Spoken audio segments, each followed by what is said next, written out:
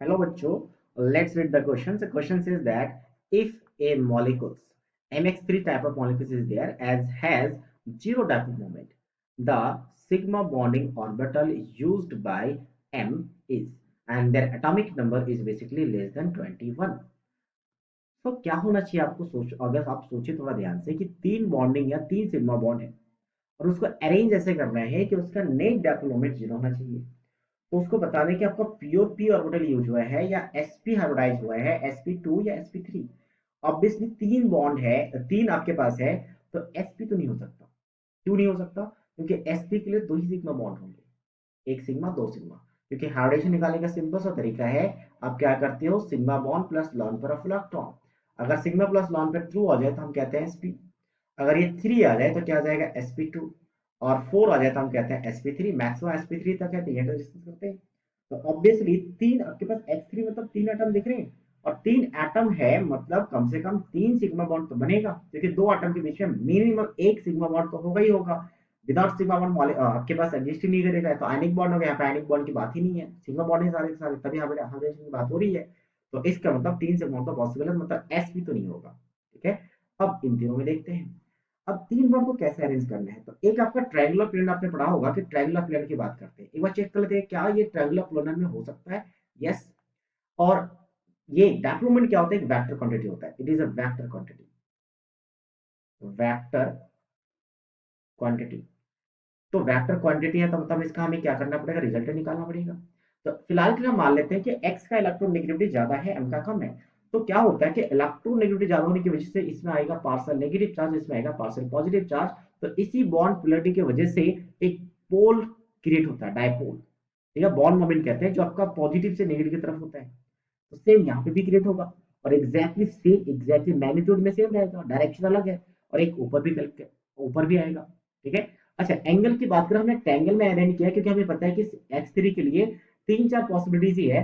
हम सारा डिस्कस कर लेंगे थोड़ा सा। पहले हम बात करें ट्रायंगुलर के लिए, तीन के लिए ट्रायंगल ही पॉसिबल है, ट्रायंगुलर प्लेनर। तो उसके लिए यहाँ पे बॉन्ड एंगल कितना होता है, 120।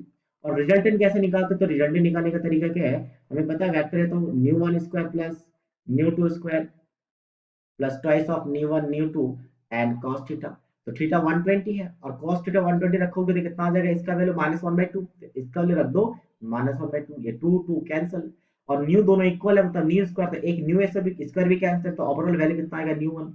और दोनों आपके पास सेम है, सब कुछ है, तो इसका रिजल्टेंट क्या आएगा, एग्जैक्टली बीचों बीच में आएगा, और वो भी कितना आएगा, न्यू 1। तो ऑपोजिट एंड इक्वल है, ये भी न्यू 1 है, तो ऑपोजिट एंड इक्वल है, तो डायपोल में कितना आ जाएगा, नेट जीरो आ जाएगा। तो इसका मतलब यही अरेंजमेंट रहा होगा। तो इस केस में कितने सिग्मा बॉन्ड है, तीन सिग्मा बॉन्ड। और तीन सिग्मा बॉन्ड का हाइड्रोजन कैसा हो जाएगा, sp2। sp3 नहीं हो सकता। ठीक है, आपको मैं sp2 sp ऑलरेडी कैंसिल हो चुका है, sp2 हमने देख लिया, एक बार हम sp3 सोच लेते हैं। sp3 कब पॉसिबल है, तीन सिग्मा बॉन्ड है। ठीक है, तो तीन सिग्मा बॉन्ड और एक लॉन पेयर, एक लॉन पेयर आ सकता है ऐसा। तो तीन सिग्मा एक लॉन पेयर, तभी ऐसा पॉसिबल है, क्योंकि दो एटम के बीच में मैक्सिमम एक ही सिग्मा बॉन्ड बनता है, और पाई बॉन्ड कभी भी एब्स्ट्रैक्ट नंबर में काउंट नहीं होता था, हाइब्रिडेशन में पार्टिसिपेट नहीं करता पाई बॉन्ड। तो अब इस केस में डायपोल मोमेंट कभी भी जीरो नहीं हो सकता, क्योंकि यहाँ पे डायपोल मोमेंट मान लो इस डायरेक्शन में है, यहाँ पे इस डायरेक्शन में है, और यहाँ पे इस डायरेक्शन में है। लेकिन इन केस ऑफ कहा जाता है लॉन पेयर और एटम में, तो लॉन एटम से लॉन पेयर की तरफ होता है। तो नेट अपॉइंटमेंट एक तो इसका निकालना मुश्किल है, क्योंकि बॉन्ड एंगल 109 या फिर 109 से थोड़ा सा कम हो जाएगा, क्योंकि आपका यहाँ पे लॉन पेयर और बॉन्ड पेयर में रिपल्शन ज्यादा होता है, तो बॉन्ड एंगल को थोड़ा सा कम कर देगा। अब इस एंगल से हम बॉन्ड नेट अपॉइंटमेंट निकाल ही नहीं पाएंगे। बट एक आइडिया से जरूर बता सकते हैं कि नेट अपॉइंटमेंट जीरो तो होने से रहा, जीरो नहीं होगा, मतलब sp3 हाइब्रिडेशन नहीं हो सकता, sp नहीं हो सकता। और प्योर पी तो ले ही नहीं सकते। प्योर पी क्यों नहीं ले सकते, क्योंकि प्योर पी ऑर्बिटल क्या होता है, परपेंडिकुलर होता है, P X P Y P Z, तीनों एक दूसरे के परपेंडिकुलर। मान लो तीन ऑर्बिटल आ गए, तीनों एक दूसरे के परपेंडिकुलर, नेट डबल उनका भी जीरो होगा ही नहीं, तीनों अगर परपेंडिकुलर। मान लो एक वेक्टर इधर है, एक वेक्टर इधर है, और एक वेक्टर जेड एक्सिस में है, तो क्या इसका रिजल्टेंट जीरो आ सकता है, कभी नहीं आएगा रिजल्टेंट जीरो।